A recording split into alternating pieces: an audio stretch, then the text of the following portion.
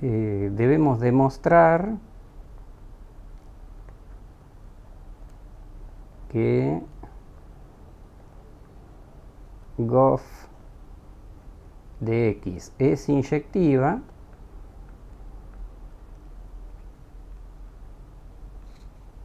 sabiendo que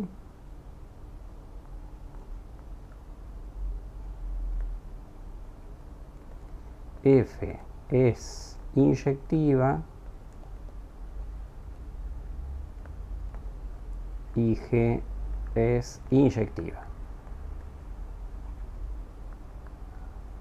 Estas son las dos hipótesis que me entregan. F es inyectiva y G es inyectiva. F es una función de un conjunto A en un conjunto B y G es una función de B en C.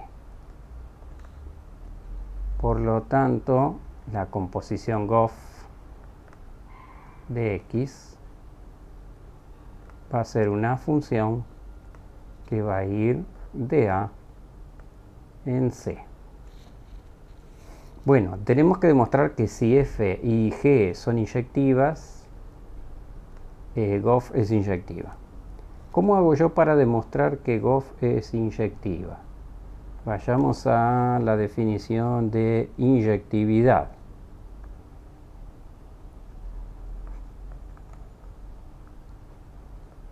Para que gof sea inyectiva, tiene que ocurrir que si gof de x1 es igual a gof de x2, o sea, las imágenes de la composición de dos valores de dominio x1 y x2 son iguales, entonces las preimágenes deben ser iguales.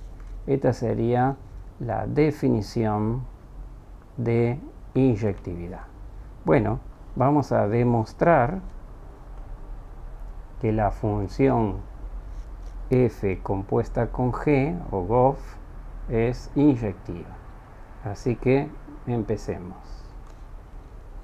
Arranquemos por decir que gof de x1 es igual a gof de x2. Me estoy situando en esta parte de la implicación. Entonces, si gof de x1 es igual a gof de x2, significa que g de f de x1 es igual a g de f de x2.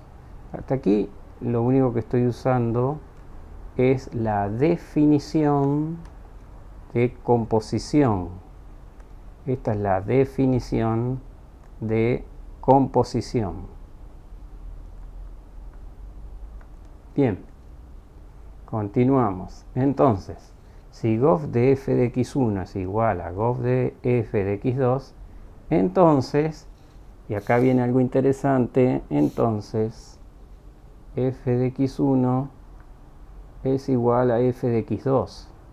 ¿De dónde estoy sacando que f de x1 es igual a f de x2?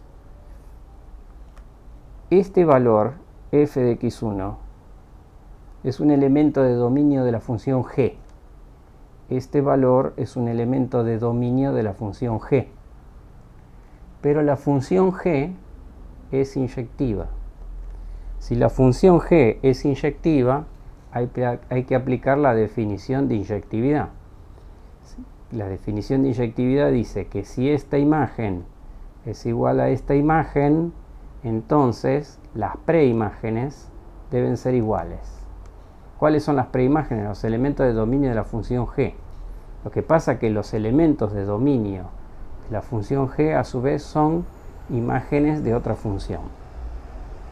Ahora, en este punto que estoy acá, estoy usando entonces la definición